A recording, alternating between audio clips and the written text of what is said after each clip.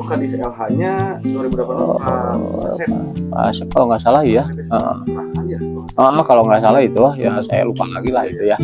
Yang terpenting yang artinya dari setelah Bapak membuat si sampah ini dijadikan bahan kerajinan tangan, dari pihak pemerintah barulah ngelirik. Jadi ini mau bank sampah saya. Aku jadi jadi gitu ya. Ini suka menteri nih. Iya. Ini Kecamatan Garut Kota. Yang suka menteri kurang respon. Iya. Ya itu. Ya oke lah, nggak apa-apa lah. Nggak apa-apa itu memang bener. Soalnya domisili dan saya kan masyarakat juga kan. Oke lah, angkat aja. Kata saya kan gitu. Oke, nggak apa-apa. Saya kan ada kalau misalkan dihitung dari sekarang itu ada hadiah ya dari Pak Bupati itu besar 5 juta dulu itu. Ada 5 juta. Nah, uang yang 5 juta itu pertamanya kan saya itu mendirikan itu cuma 200.000 modal awalnya itu 200.000. Kerennya Pak Yani ini hanya mengeluarkan modal yang sangat kecil, yakni hanya Rp200.000. Cuman ibu-ibu, saya katakan ibu-ibu nabung ya. Ini buat tabungan masyarakat juga ya, untuk buat bayar listrik, beli token, beli gas, apa keperluan PKK, apa keperluan PMT, itu bisa diambil dari saya. Oke, kata dia itu. Nah, itu respon semua. Kadernya itu respon semua itu. Nah, menabung, bahkan bukunya juga masih ada. Saya mulai pertama pendirian sampai sekarang itu bukunya masih ada. Pembukaannya masih ada itu. Sampai sekarang itu, sedetil apapun itu, sekecil apapun yang setor, 0,5 itu ada tulisannya. Sampai detik sekarang ada. Bener saya mah. Bukan nggak abal-abal seperti orang lain, enggak. Tiap hari itu ada. Nah itu. Nah terus 2018 itu masih berlanjut ya. Nah datanglah dari kementerian, dari Jakarta langsung. Nah, belum punya gedung saya itu. Itu di halaman yang itu. Di bawah. Jadi dulu bukan di sini, bukan. Nah, dari sana mau lirik ke sini dari kementerian. Katanya di sini bank sampah, dikatakan bank sampah kok bersih katanya, nggak ada lalat juga. Ini apa rahasianya? Ada aja Pak. Kalau saya itu otak sendiri Pak yang dipakai. Ya, untuk tidak ada lalat. Coba sekarang kan di sini bank sampah bau kan, lalat cuma 1-2. Tapi kalau di rumah sekarang musim hujan, lalatnya lebih banyak daripada di bank sampah. Kok bisa gitu Pak? Nah itu masalahnya itu ya. Nah itu kunci bank sampah itu benarnya itu. Makanya bank sampah di sini itu memang bau. Kalau ini kan apalagi ini belum dibuka. Ini kan belum dibuka. Ya. Ini yang setor semua. Nah ini belum dipilah sebenarnya. Kalau belum dipilah berarti baunya lebih gitu kan. Kalau dibuka karungnya itu, waduh, udah ada PFAS, ada apa? Satu karung itu nggak komplit semua, nggak bagus. Yang ngelola siapa Pak ini? Sama kader-kader kamu? Iya, sama, dan punya pekerja 4 orang yang buat ngambilin, yang buat pemilahan. Nah, kamu ini milah yang ini, kamu milah yang ini, kamu milah yang ini. Gitu. Pak, dari hasil bank sampah ini yang buat kerajinan tangan seperti apa aja Pak? Saya lihat kan ini ada topi. Ada topi, ini dari dus bekas ya, kardus bekas. Terus ada bekas-bekas residunya itu.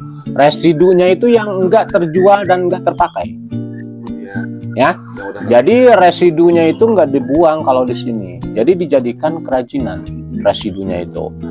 Karena apa? Pengurangan sampah, misalkan residunya itu di bank yang masuk sebulan itu ke bank sampah itu misalkan contoh 5 kintal, misal 1 bulan 5 kintal misalkan. Residunya itu pasti banyak ya. Nah, saya pilah residunya ini bisa pakai kerajinan separuh yang tidak dibuang. Jadi timbulnya misalkan dari 100% itu diambil misalkan 60% buat di bank sampah, diambil residunya 20%, berarti ke TPA itu cuma 20%. Ke TPA itu? Nah, berapa lama Pak? 1 bulan. bulan. Ya. Per 1 bulan. Per 1 bulan saya itu. Per 1 bulan itu. Per 1 bulan sampah yang 20% masukin ke TPA yang 20% buat kerajinan, yang 60%-nya, nah itu penghasilan, bukan penghasilan, pengumpulan yang sudah dipilah. Oh iya. Yang sudah dipilah. Penghasilan. Nah, untuk apa? Untuk membayar kader. Iya. Membayar kader, membayar pekerja. Oh, jadi pembayaran kader sama pekerja itu pembayarannya itu dari pengelolaan sampah. Masyarakat. Kalau dari pihak pemerintah apa ini? Nah, ini dari pihak pemerintah memang saya buat juga kader, ini buat gitu, kader. Ini kan kader kelurahan, Pak ya. Memang itu kader kelurahan memang ada gajinya kan dari pemerintah itu kan ada gajinya itu. Ada gaji, cuman ini kader mengumpulkan dan masyarakat mengumpulkan kalau masyarakat untuk biaya misalkan contoh misalkan untuk membeli token, membeli gas. Nah, untuk ini beras nih Pak, nggak ada beras. Ini saya nih. Nah, coba hitung Pak, udah berapa penghasilan saya? Nah itu. Setiap kader itu ada hitungannya. Hitungannya itu dari mereka memperoleh sampah. Atau misalkan dia kamu setor. Iya. Nah itu kamu itu setor berapa? Misalkan. Oh misalkan 1 kilo, ya udah ditulis 1 kilo. Kamu mau diambil berapa? Mau diambilnya berapa bulan sekali atau berapa minggu sekali? Misalkan 1 bulan. Ya.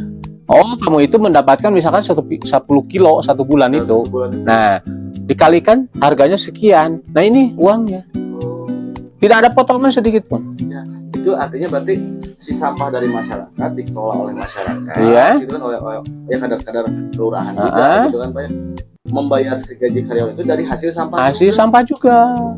Kalau ini Pak kan ketika kalau misalnya Jumat bersih itu kan Jumat bersih terus buat pengambilan menguntit sampah itu campur tangan pemerintah misalkan dari alat-alatnya ada nggak Pak? Kalau ada alat-alat memang ada sih sebenarnya ya, disiapkan sapunya, disiapkan karungnya disiapkan, cuman kadar tinggal berangkat aja. Oh, itu dari kelurahan.